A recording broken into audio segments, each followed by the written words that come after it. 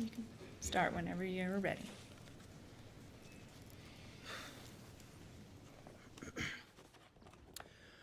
Your Honor, on Saturday, May 8th, 2021, I came home to spend time with family and to celebrate Mother's Day the following day. When I arrived home that afternoon, we quickly made plans to go to dinner. My dad, mom, Sophia, Tristyn, my niece, and I went to dinner. There wasn't a single sign that this would be our last night together, what I believe was Tristyn's last meal. Shy of my older sisters Brittany and Alexis being present, the dinner was perfect. My niece was playing with her food, trying to crawl under the table. We talked about when we lived in Singapore. My dad supplied ample comedy and smiles in a way that only siblings can. Tristyn and I silently made a pact and messed with Sophia during dinner, the way only siblings know how to do. It was perfectly imperfect.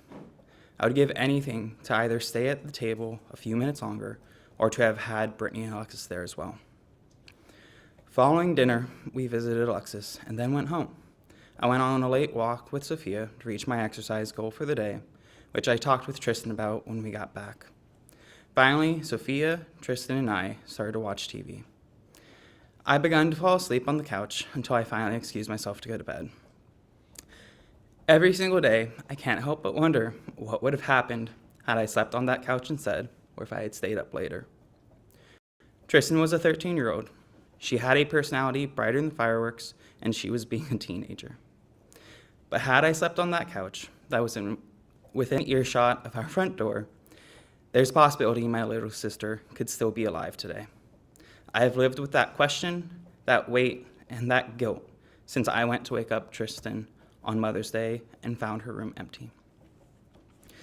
The day we lost Tristyn, I began running mentally and emotionally to try to cope and survive.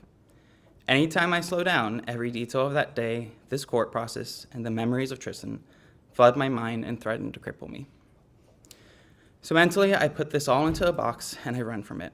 I will run to school, to work, to friends, and at times I ran to alcohol. I was desperate for anything that would numb and convince me that this is not real life, rather a sick and cruel nightmare I can't seem to wake up from. This is real though. My baby sister, who always had a sassy reply ready and a heart filled with kindness, is gone. The depression, anxiety, and post-traumatic stress disorder is real. The weekly therapy sessions to learn how to cope and make it this far is real. The waves of anxiety I experience when I walk around Durban Crossing at night are real. Every time I see her use a knife, the intrusive thoughts of the damage that they can inflict is real. The nights where sleep is replaced with the heinous details of what Tristyn suffered are real.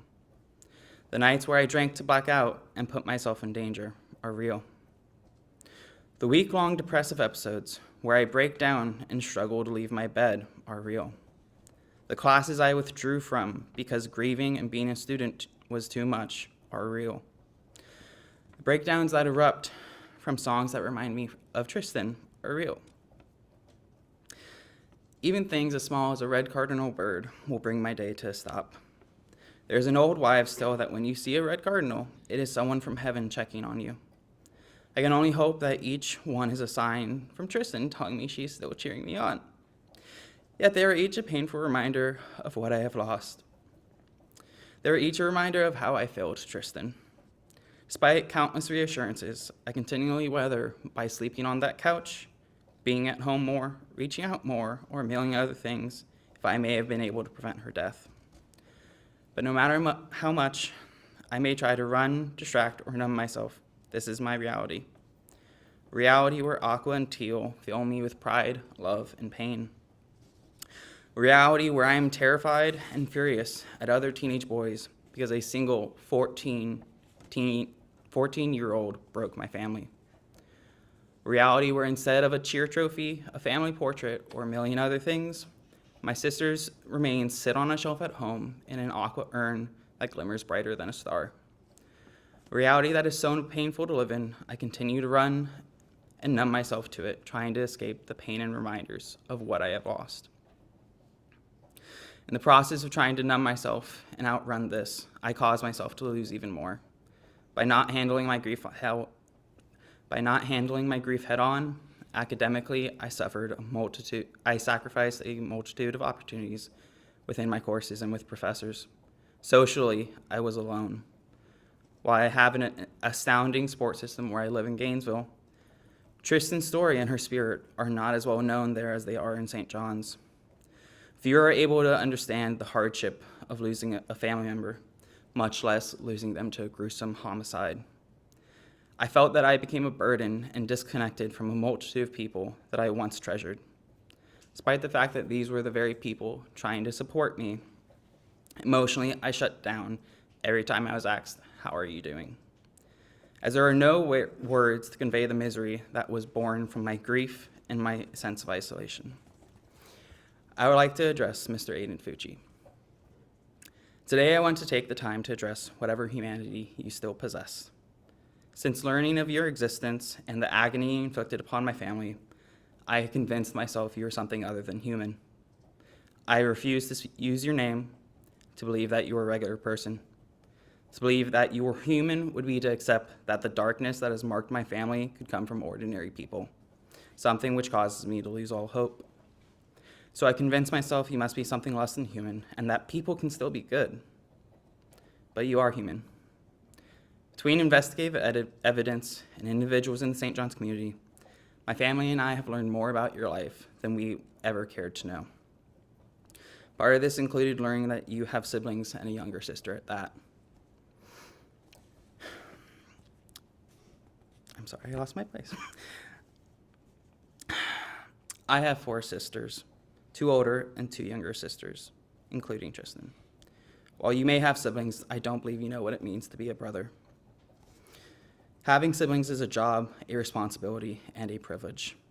Being a brother to sisters means being there to support them, to listen, to celebrate them, and to be there for them when they are in need, and so much more. You took one of my sisters away from me. I will not get to drive her to cheer, listen to her spill the tea, celebrate her achievements, or spoil her with trips to Starbucks for a double chocolate chip grande frappuccino. If I ever have children, none of them will ever get to meet their aunt. I will never get to brag to others about Tristyn's determination and her persistence in pursuing her goals. Because when Tristyn had a goal, she accomplished her goal. Because of your actions, I cannot fulfill my role as Tristyn's big brother. While I am so fortunate to be blessed with 3 other amazing and unique sisters who inspire me and remind me of what life has to offer, you took away my baby sister. I want you to think of your own siblings, your own sister. Just as I have lost my sister, they have lost their brother. At the end of this, you will be in prison. They will not get to lean on you for support. You won't be able to celebrate with them or grow old with them.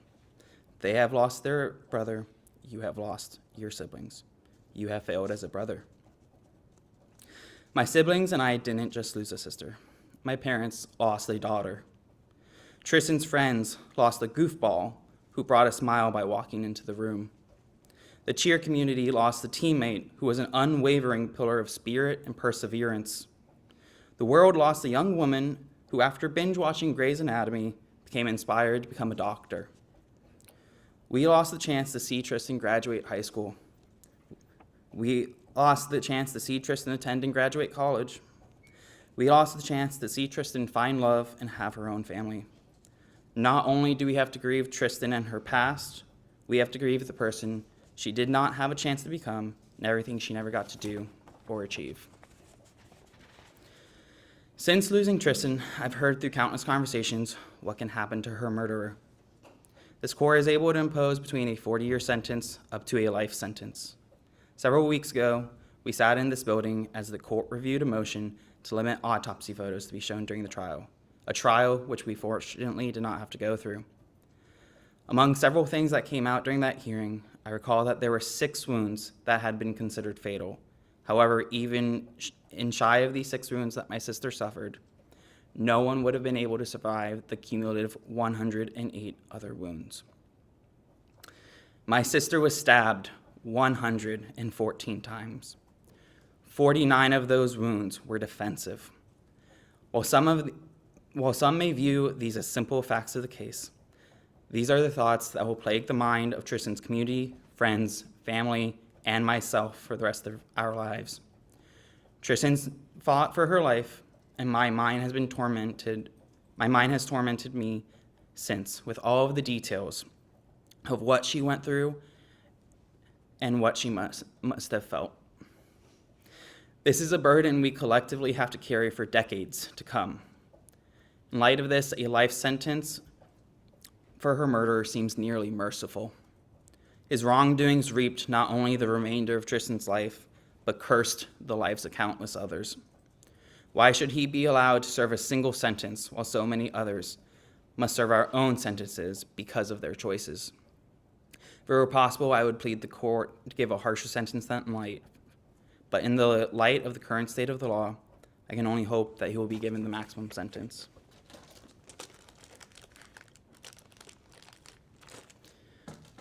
I add this stone for the hope and belief I had in people being good that died the day that Aiden Fucci murdered my sister.